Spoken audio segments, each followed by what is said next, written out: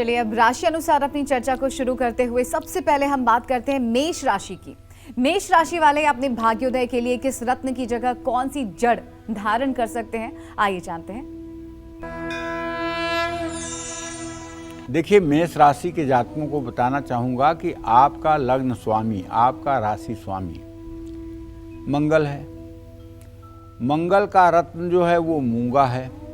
मूंगा एक लकड़ी है, ये धातु नहीं है। अगर आपको इस बात का ज्ञान कम हो तो बता रहा हूँ, मूंगा एक लकड़ी है।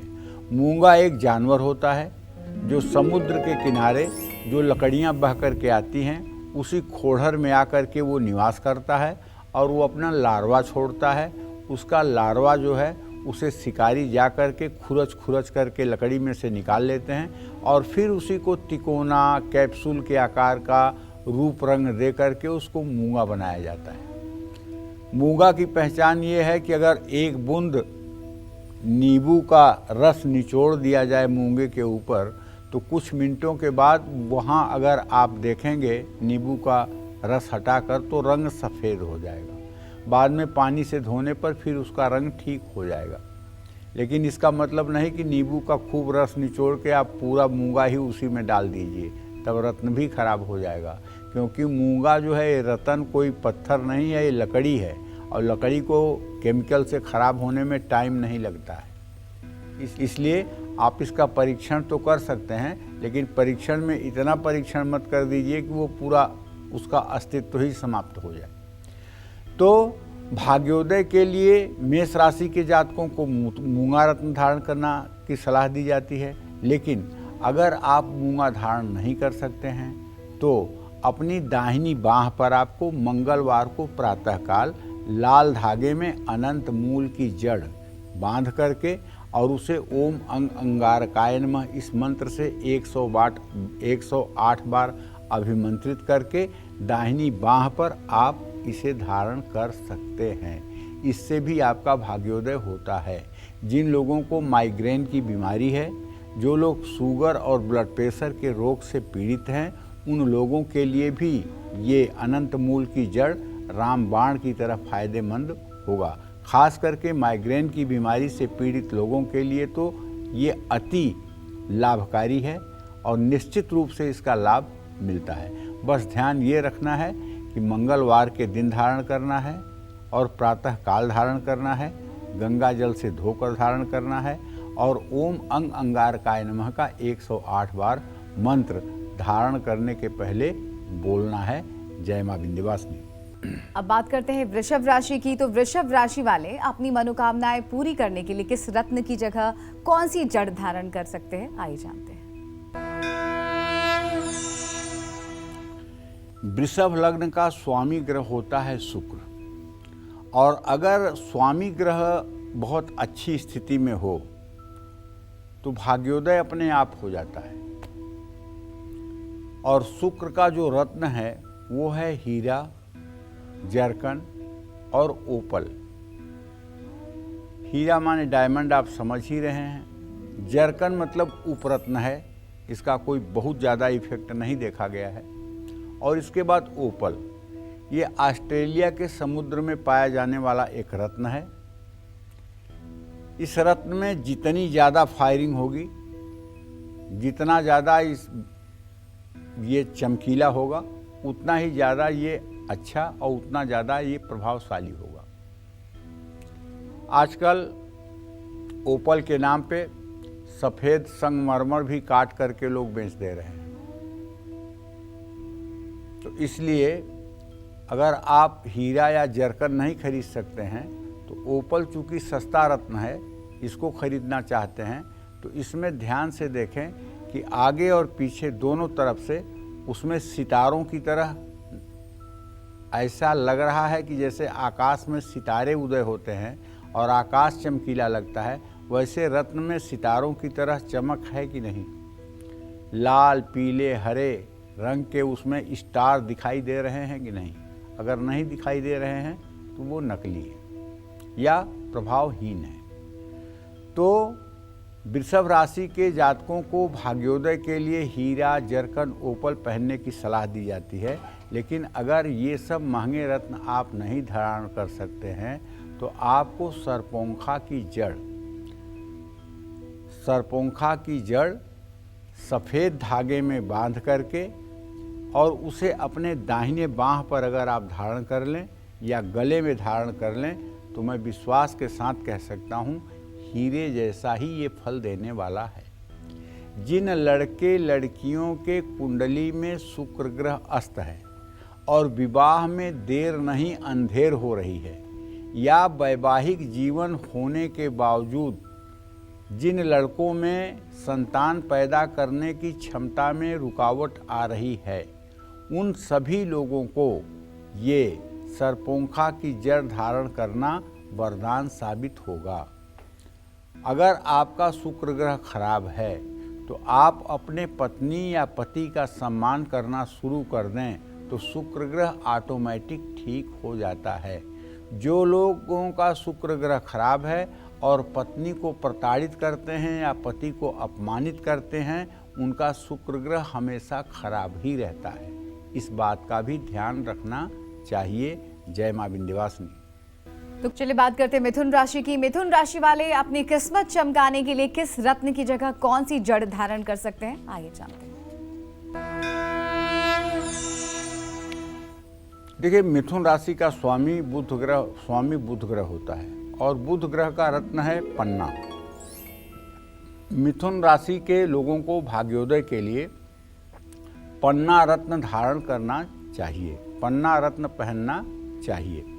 लेकिन सामर्थ्य नहीं है पन्ना पहनने की, तो ऐसे लोगों को अगर पन्ना नहीं धारण कर सकते हैं तो अपने दाहिनी बाजू पर विधारा की जड़ धारण करना चाहिए। जिन लोगों का बुध ग्रह नहीं ठीक होता है उनको वाणी का दोष होता है।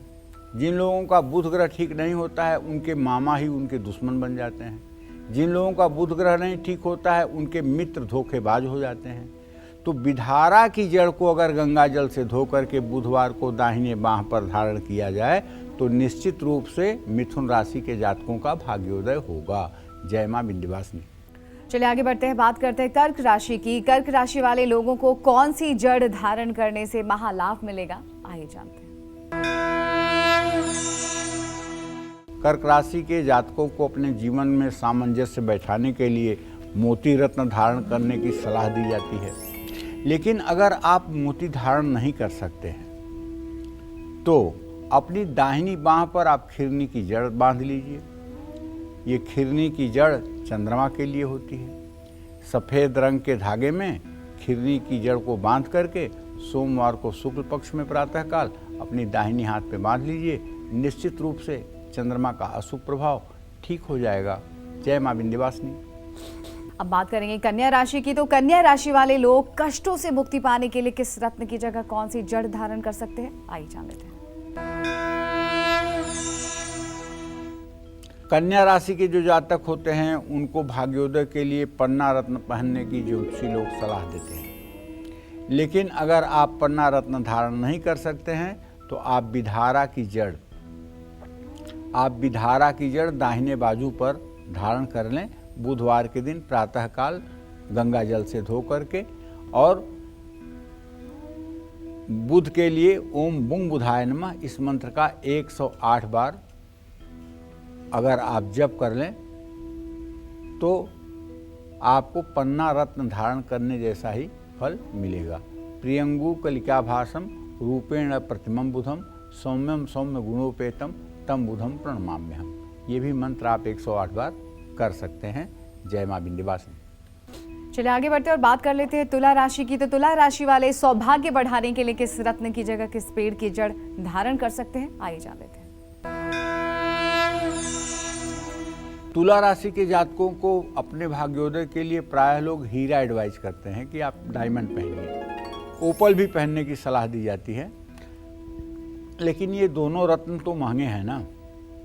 अगर आप हीरा या ओपल धारण नहीं कर सकते हैं तो सरपोंखा की जड़ शुक्रवार को हीरे जैसा ही काम करेगा, उसको धारण कर लीजिए। सफ़ेद रंग के धागे या कपड़े में बांध करके गंगा जल से धो करके उसको धारण कर लीजिए। इसमें हीन भावना आने की क्या बात है। जब आपके दिन अच्छे आ जाएं, जब आपके पास खूब पैसे हो जाएं, तो आप भी हीरा धारण कर लीजिएगा। जय मां विंध्यवासिनी। तो अगर चलिए बात कर लेते हैं वृश्चिक राशि की। वृश्चिक राशि वाले लोग परेशानियों और रोगों से मुक्ति पाने के लिए कौन सी जड़ धारण करेंगे, आइए जान लेते हैं। वृश्चिक राशि के स्वामी हैं मंगल, और वृश्चिक राशि के जातकों को अपने भाग्य में 4 चांद लगाने के लिए मूंगा रत्न धारण करने की सलाह दी जाती है।